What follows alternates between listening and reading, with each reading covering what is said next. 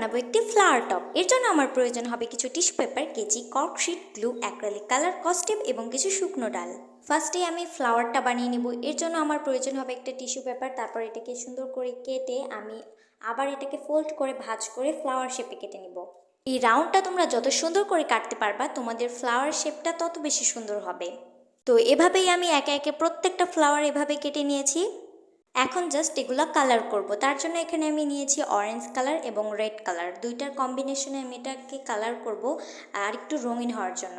এমন আরও সুন্দর সুন্দর ক্রাফট ভিডিও দেখতে এখনই চ্যানেলটা সাবস্ক্রাইব করে দাও। আমি এখানে আমার পছন্দ মতো রেড এবং অরেঞ্জ কালার ইউজ করেছি, তোমরা চাইলে যে কোনো কালার ইউজ করতে পারো। তারপর এটাকে আমি ড্রাই হওয়ার জন্য কিছু সময় রেখে দিয়েছিলাম অ্যান্ড এটা এত সুন্দরভাবে ড্রাই হয়ে গেছে যে ফ্লাওয়ারটা খুব সহজেই বানিয়ে নেওয়া যাচ্ছে।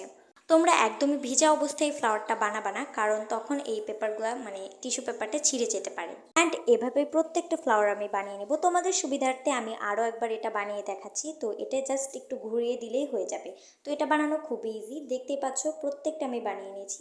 আর এগুলো দেখতে একটু পিঙ্ক, রেড আর হোয়াইট একটা অন্যরকম কম্বিনেশন। এখন জাস্ট আমি টপটা রেডি করব।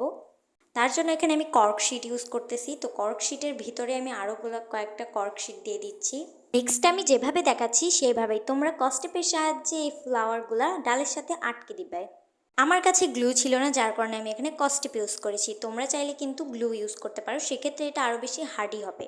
টপটাকে আরও বেশি গর্জিয়াস লুক দেওয়ার জন্য আমি টপটাকে কালার করে দেন এর উপরে দুইটা চোখ এঁকে দিয়েছি। দ্যাট সেট, আমার টপটা রেডি। তো লাইক অ্যান্ড সাবস্ক্রাইব করো নেক্সট ভিডিওর জন্য। এমন আরও দারুণ দারুণ ক্রাফট আইডিয়ার জন্য এখনই কমেন্ট করো আমার প্রয়োজনীয় ক্রাফটটি কী হতে পারে। আজকের মতো বাই।